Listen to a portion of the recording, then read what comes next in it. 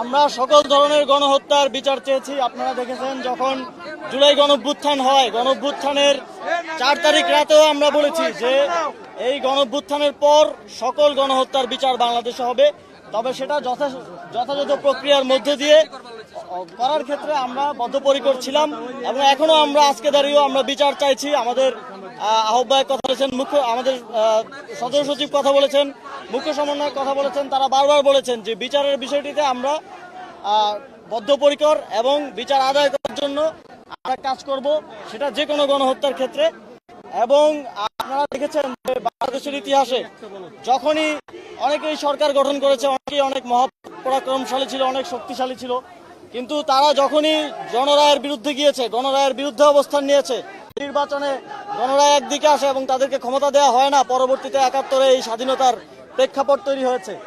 বাংলাদেশে এই হয়েছে স্বৈরশাসনের নিষ্পেষণের পর মানুষ যখন তাদের কথা বলতে পারছিল না, জনগণের রায়ের বিরুদ্ধে যখন বারবার সরকার গঠন করে ফ্যাসিবাদী কায়েম করা হয়েছে, তাদেরকে কিন্তু পদদলিত করা হয়েছে গণঅভ্যুত্থানের মধ্য দিয়ে।